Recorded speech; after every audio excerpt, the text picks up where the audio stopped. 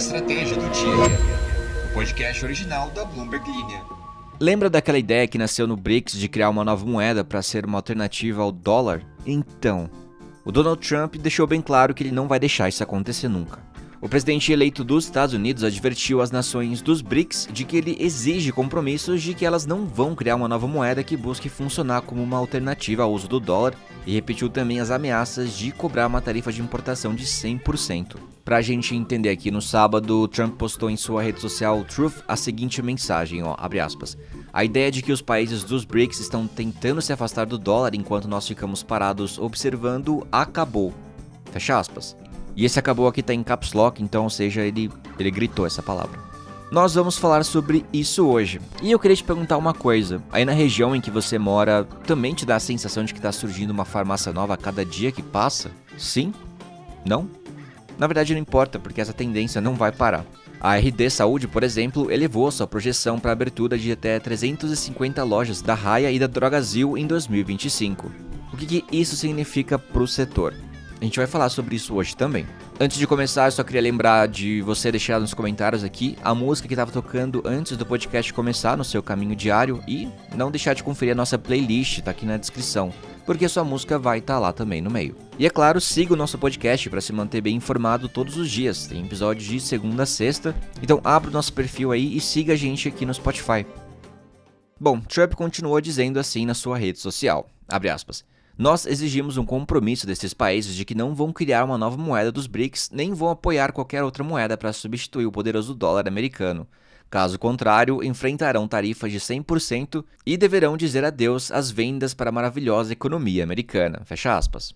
Tá, essa fala é forte, mas ela não é tão surpreendente assim. Por quê? Bom, durante sua campanha ele já tinha prometido que ia tornar caro para os países se afastarem do dólar. Além disso, ele ameaçou constantemente também usar tarifas para garantir que eles cumprissem a promessa. E defender o dólar é, na verdade, uma das missões principais de Donald Trump.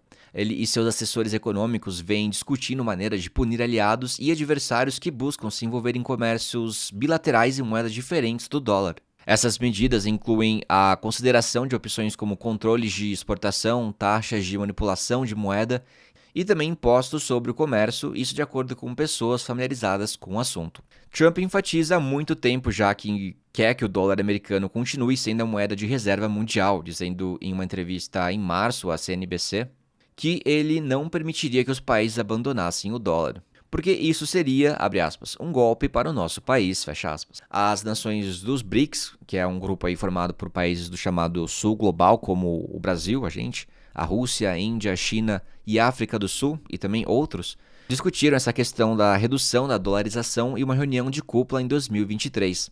Essa reação contra o domínio do dólar ganhou força desde 2022, quando os Estados Unidos lideraram os esforços para impor sanções econômicas à Rússia. Os assessores econômicos de Trump e de sua campanha falaram em particular sobre o direcionamento dos esforços dos BRICS.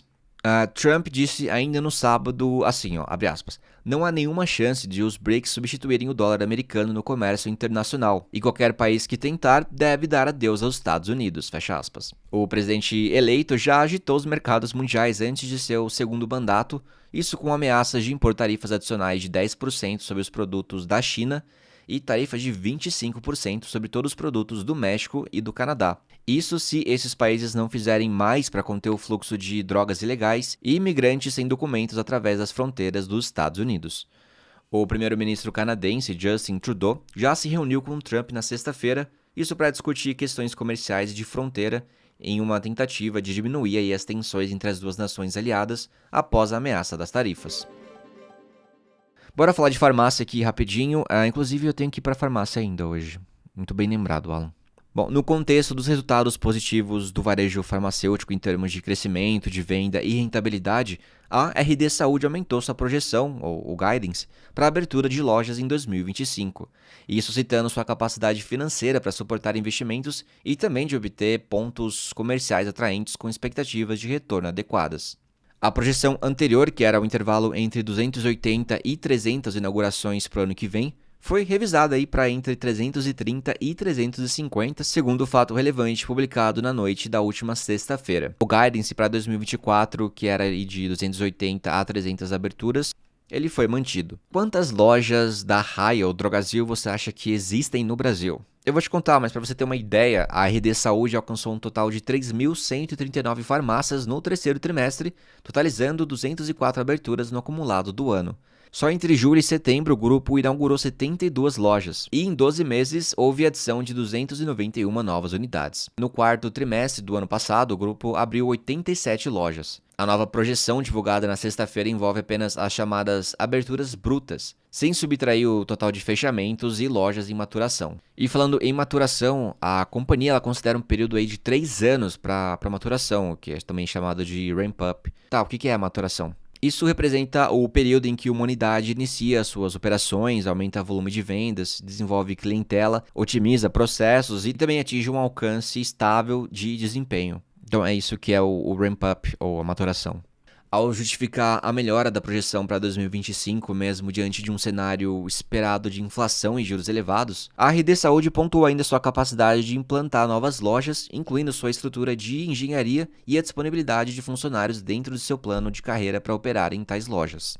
E olha só isso, com presença em 610 cidades espalhadas por todos os estados, principalmente em São Paulo, que conta com mais de 1.200 farmácias, o Rio de Janeiro, que tem 224, e Paraná, com 178, a RD registrou um market share nacional de 16% no terceiro trimestre, que é um incremento de 0,3 ponto percentual segundo o balanço divulgado no último dia 6 de novembro.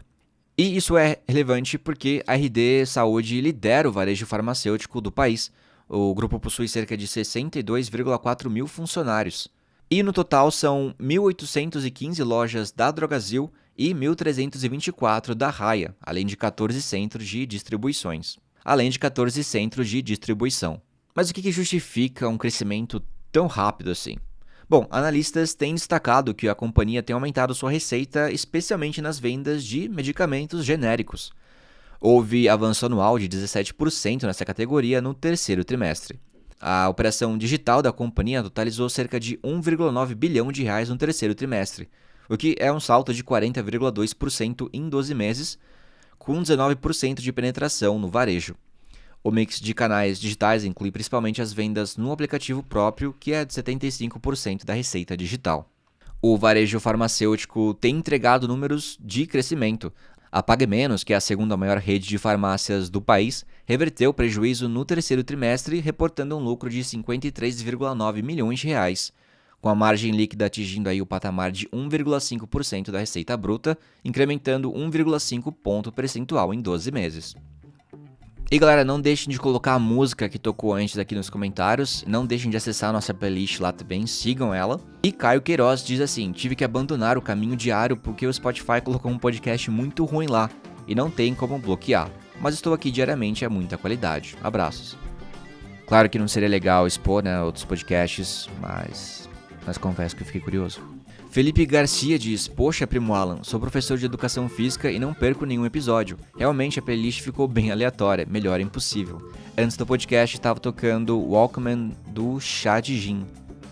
Nunca ouvi falar desse grupo, vou colocar aqui, vou ouvir a música. Edson diz que é a primeira vez dele aqui e estava tocando One Last Breath da banda Creed. Bem-vindo, Edson. Lícia Moreira diz: o mercado indignado que pobre tem que parar de pagar imposto de renda em salários de até 5 mil reais. Carolina Juliana Dias de Souza diz: eu fiquei chocado com a visão de mercado do Sr. Pinto. Ele vem aí. Ele vem aí. Muito bom ele se chamar Pinto, né? Ainda não superei isso. Inclusive a gente tá rindo porque ele trabalha na Mantiqueira, aquela marca de ovos. A gente não tá rindo sem motivo, tá? Só pra deixar claro. Eliana Nito diz: eu tava ouvindo Pela Luz dos Olhos Seus, com Miúcha e Tom Jobim. É trilha de novela de Manuel Carlos, me faz sentir no Rio de Janeiro que eu amo. A propósito, amei a trilha do dia. Vai acrescentando, por favor, pois vou ouvir diariamente. Big beijo. Pode deixar, Eliana, pode deixar. Flávio diz: olá, big beijo. No episódio de sexta-feira, dia 29, você fala da reação do mercado financeiro criticando o pacote do governo. Mas o governo não favorecer o mercado financeiro era algo esperado, certo? Então, apenas trazer o mesmo discurso que eles fazem há anos significa mais do mesmo. Você poderia trazer uma visão sobre os investimentos dos chineses. Qual o resultado para as pessoas no mercado de trabalho, na renda, nas empresas, com mais dinheiro nas mãos das pessoas? Obrigado. Claro, Flávio, eu vou dar uma olhada aqui nas matérias que tem saído no site da Bloomberg Linha e qualquer coisa com mais perspectiva sobre o mercado financeiro, com certeza eu vou trazer para vocês. Hannah diz, abre aspas, né? Eu acredito que o futuro será de 100% de galinhas livres, fecha aspas. Aí ela diz assim, meu Deus, eu achei isso muito poético. Realmente, né? Parece até uma possível frase do Fuga das Galinhas. Matheus Figueiredo diz, o cara que trabalha na Mantiqueira se chama Pinto, e eu conheci um cara que trabalha em uma empresa especializada em gramado de futebol que se chamava Campos. Uou. E é isso, muito obrigado pela audiência de vocês hoje, nos encontramos no próximo episódio e até lá. Tchau, tchau. Um big beijo.